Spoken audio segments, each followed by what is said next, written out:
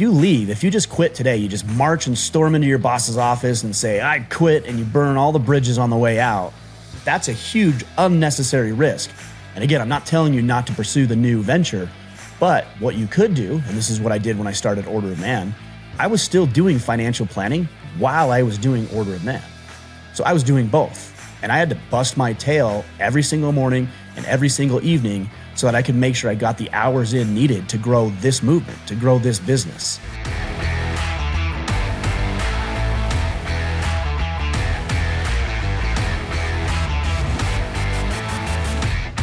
I talk with so many men who have big goals and big dreams and desires and wishes for their life, whether it's building a relationship with a woman and a family, to starting a business, to getting in shape, to exploring the world and having adventures. Every man I've ever talked with has some sort of vision for what his future holds to varying degrees.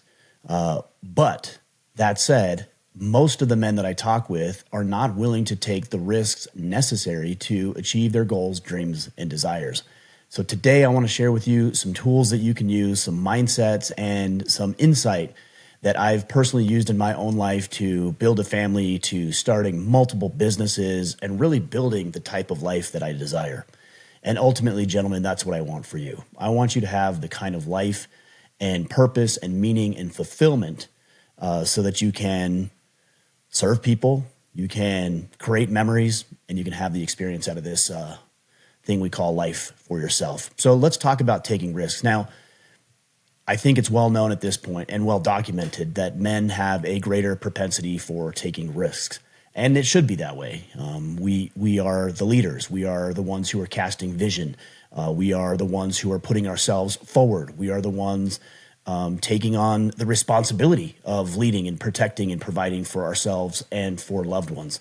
And when things go wrong, people look to us and they want us to build. Our spouses want us to create a good life. And our children look to us for leadership. And part of that is our requirement to take not unnecessary risks, but calculated ones. So the first step that you need to really consider when it comes to taking risk in your life, especially if you're somebody who has a hard time doing it, is really get clear on the what you want out of life and why you want it. Because I'm telling you, whatever you go after, if it's in business, if it's in your in finances and money, if it's in relationships, if it's in experiences, it's going to be difficult. It's going to get hard. People aren't going to like you. You're going to put yourself out there. They're going to say things about you. You're going to face lawsuits and you're going to run up against hurdles and obstacles if you're growing a business, and there's going to be interpersonal conflict with other people as you're building relationships, and it will get hard. So you can implement everything that I'm going to tell you today and it will help, but it's still going to get difficult. And in those moments of difficulty where most men will buckle and they'll cower and they'll slink away into obscurity, I don't want that for you. And so you're going to have to rely on something pretty powerful in order to propel you forward. Because why take a risk if there's nothing on the other side of that risk, or the potential for something great is not there? So what is your why? And I recommend a great book by Simon Sinek. It's called Start With Why. And it will really help you to articulate why you're doing the things that you're doing, why you want to take the risks that you want to take, why you want to pursue the ventures that are important and significant and meaningful to you. Because when push comes to shove and life gets hard and you're not making the kind of money that you want to make in that new business, or the thing isn't going well with the relationship with the woman that you love, you're going to have to find a way to buckle down. Remember why you started doing this in the first place. Remember why it was important to you, and then get on with whatever needs to be done in order to achieve your objectives. Now, again, I'm not telling you to take unnecessary risks. I'm not telling you to put yourself in harm's way or to potentially create unnecessary weaknesses and chinks in your armor for your family. That's not what I'm saying. I'm saying take risks so that you can propel yourself and move forward, but you have to know why you're doing it. And by the way, I would also suggest that you share that with the people who are vested in the process. You don't need to share your why with everybody. The world doesn't need to be privy to the why you're doing the things that you're doing, and most people just aren't going to understand anyways. But if you want to share it with your wife or your kids or the people who will be impacted by the decisions that you're making, then absolutely. The best way to create your why is to start thinking about the things that you enjoy. What would you do if money were not an option? What are you doing when time moves the fastest? What are people coming to you for advice on? And you're going to start answering these questions and notice some common themes between the answers. And that's going to really help you uncover some things that maybe you have a propensity towards addressing. Another great why type exercise is to really consider what injustices you've experienced in life or that really resonate and speak with you. You know, I grew up as a young man without a permanent father figure in my life, and I think that was a great injustice.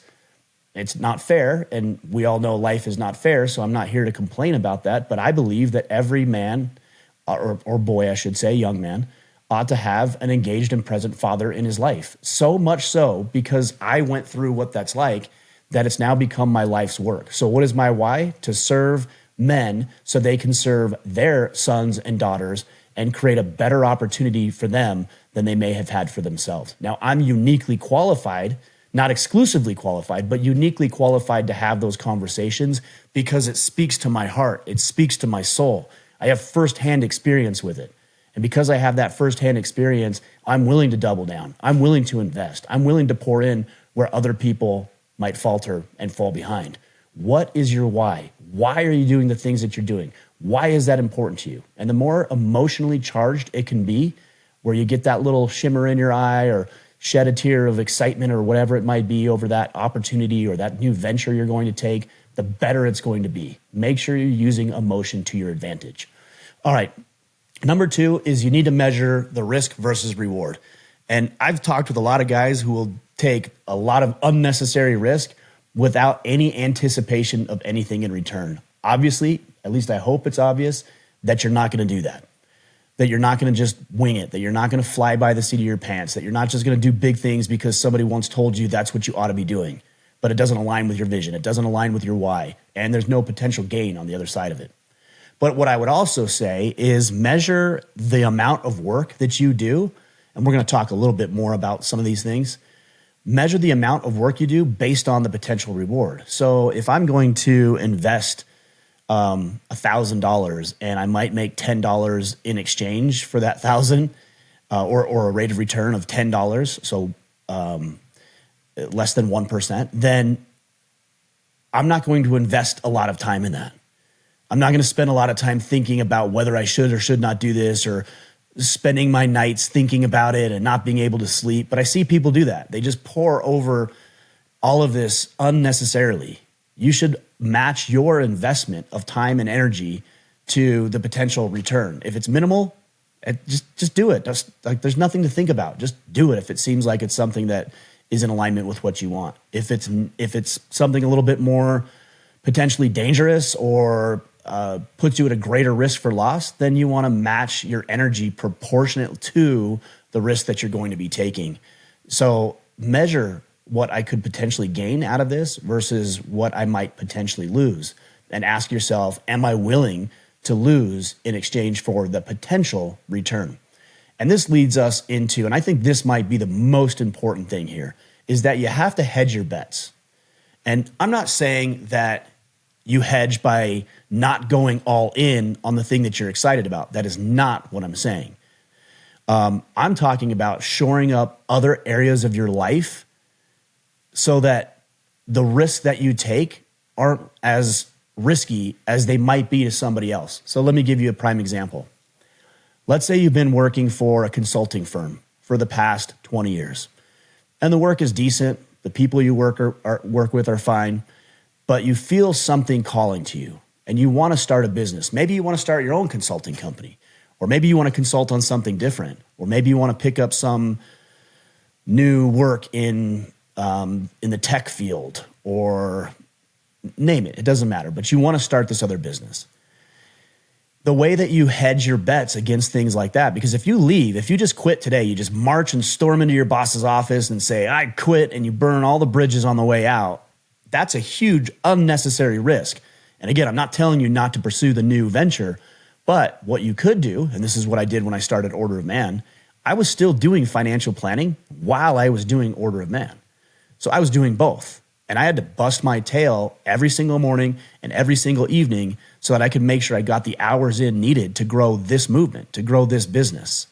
But I was doing both. When I started my own registered investment advisory firm this would have been 2011-ish, somewhere in there. I knew that I was going to be leaving a previous employer. And so I continued to work with that employer, and I served that employer. I fulfilled and met my obligations and responsibilities, but I was also doing the back end work and research behind what does it take to start a registered investment advisory firm? What skills do I need that I don't currently have? Taxes, for example, and bookkeeping, accounting, et cetera.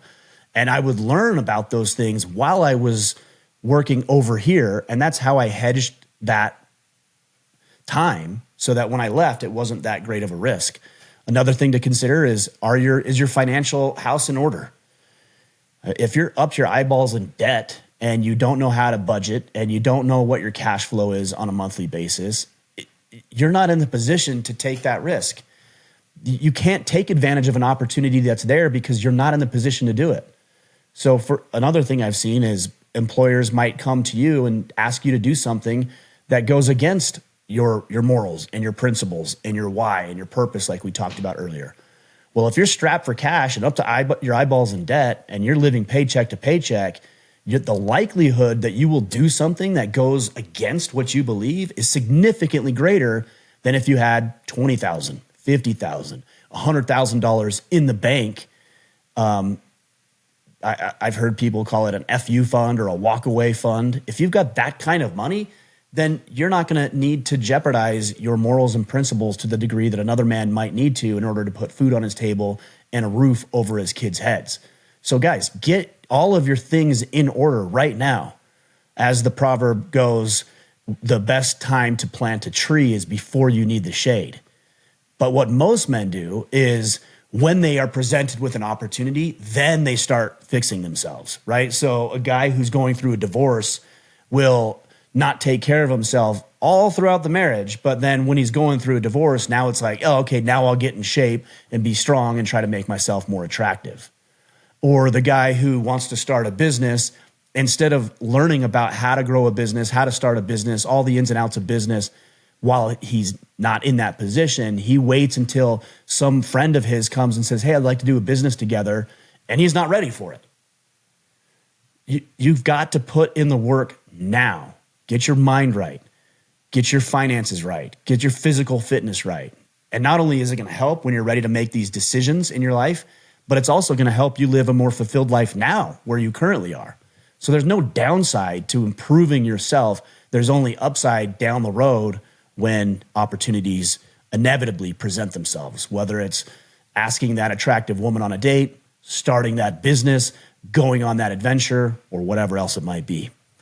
Now, the next thing, guys, and this is point number 4, is when we look at these risks that we're going to take, we're going to look at what's called a SWOT analysis.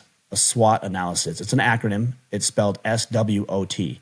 So you're going to look at strengths, weaknesses, opportunities, and targets. Okay, these are the things that might end up hurting you. These are the things that might end up helping you. These are I said targets. Threats is what I meant. Strengths, weaknesses, opportunities, and threats. So when you go through this SWOT analysis, you're going to ask yourself, well, what are my strengths? If I'm going to go out and start this business, but I'm extremely, extremely disciplined, I've got the time and energy to put into it, I'm driven by my why, great. Those are my strengths. We're going to lean on those strengths. My weaknesses, however, might be that I am not very organized. Or that maybe I have a lack of knowledge in that arena that needs to be shored up. Well, okay, recognize what your weaknesses are because you can either shore them up now or you can bring people in to help you address those weaknesses. Opportunities are, again, to go back to what we were saying earlier, the risk versus reward. So opportunity is the potential reward. And the more specific you can get, the better. So if you're going to start a business, don't just say, oh, this is a growing space and I could make a lot of money, although it might be. Why specifically is it in this space? What about this space? What about you creates these opportunities and makes it a worthwhile investment for you. Because you might find out, and I've done this with a couple of businesses, ideas anyways, just recently, where it just doesn't make sense. I'm all hopped up and excited about it, and I start doing the research, and it's like, it's not a good time to do what I would want to do. All because I did this SWOT analysis, which leads to the next point of SWOT, the threats. All right, if you're trying to get into a space that is heavily automated, that AI is currently replacing by the second, then maybe that's a threat you ought to be aware of and consider that it's not the best time to take that risk. If you're doing something wild like going, skydiving, the threats are the parachute doesn't open up, or the parachute malfunctions, or your instructor teaches you something wrong, or you get scared in the moment and do something wrong. And so anticipate those things. Here's what could go wrong. That's why you always have a backup parachute, just in case the first one malfunctions or doesn't deploy. You have the backup. And that's why it's important to know what those threats are, because you're hedging, to go back to point number 3, you're hedging your bets against the loss you could inevitably face if you went into it ignorant and blind. So use that SWOT analysis. Now, if it comes to taking a risk by asking a woman on a date, again, to go back to what I said earlier, you don't need to spend a lot of time thinking about the SWOT analysis, whether or not she's going to reject you or be open to your solicitation. Like, it's just not something you should do. But if it's something bigger and greater and grander with the potential of risk and loss, then the SWOT analysis is crucial. And then the last thing here, guys, that I want to share with you is getting coaching. All right, I cannot tell you how many men that I've talked with and told them to get coaching, to get advice, to get insight, to listen to podcasts, to sign up for email newsletters, to go to events that these individuals put on, to invest in books and courses and programs and events that are available, and then ultimately hire for group coaching or individual coaching if you're in that position. Because those individuals have already done what you're going to do, which means they've already stepped in all the cracks along the road. They know where it's dangerous. They know what happens when you mess up. They know where the threats are that you can't even possibly acknowledge right now. So get yourself a coach, hire a mentor, hire a coach, go to courses, go to events, get programs, listen to podcasts, read their emails and their books and everything else, because they're going to help you understand what you're actually signing up for, because you don't know right now. You have an idea, you've done some research, as we talked about, you're hedging your bets like we talked about, but ultimately you're still going into it somewhat blind, and you don't need it. You don't need to reinvent the wheel. I get it, it's sexy, it feels like you're actually doing something good, but if somebody's already invented the wheel, just take the wheel and then focus on a different problem, because that one's already solved. And that's the power of coaching. Guys, I really want you to take more calculated risks. And I should say righteous risk. I hope that's inherent in what I'm saying, that we have a righteous mandate to protect, provide, and preside for ourselves, for our loved ones, and also for people who can't do it for themselves. That's our job. That's our responsibility and duty. And it's going to require that we're bold and courageous, and that we take risk, and that we put ourselves out there, and we potentially expose ourselves to financial hardship, to emotional frustration, to maybe even cultural pushback. It's part of the deal. But we have to take the risk to do something big in our lives. And every single one of you, I know because you're listening to this podcast, have a goal for what your future holds. It's going to require you doing the work. And I hope that these steps help. Again, know what you want and why. Start with Why by Simon Sinek. Measure the risk versus reward, and then act accordingly. Invest your time and energy and resources accordingly. Number 3, hedge your bets, not by not going all in, but by shoring up every aspect of your life right now so you lessen the risk that you're going to expose yourself to. Number 4, the SWOT analysis. And then number 5, get yourself some coaching. And on that note, if you are interested in whether it's coaching, one-to-one coaching with me, I am going to be taking on a handful of men that I'm going to work directly with in Q4, rolling into Q1. If you want to, and I've never done this before, this is brand new. So if you want to improve your finances, you want to start a business, you want to figure out how better to connect with important people in your life, you want to get fit and strong. Again, I'm going to be doing individual coaching for a handful of men throughout the rest of the year and as we go into 2026. So if you're interested in that, you can email me, Ryan at Order of Man, type in coaching, and I'll talk with you about what that would entail and what that looks like. And outside of that, make sure you check out our group. It's called the Iron Council. We've been going for 10 years now. It's open. I think as of yesterday, we had 59 new members. These are all men who are motivated, ambitious, driven, and they're working with a one-to-one coach for 30 days to get them up to speed so they can start implementing the systems that we have in place. A couple of resources for you. Guys, it's important that we as men take those risks and we do what needs to be done in order to serve ourselves, our families, our communities, and the world. I hope that helps. We will be back next week. Until then, go out there, take action, and become the man you are meant to be.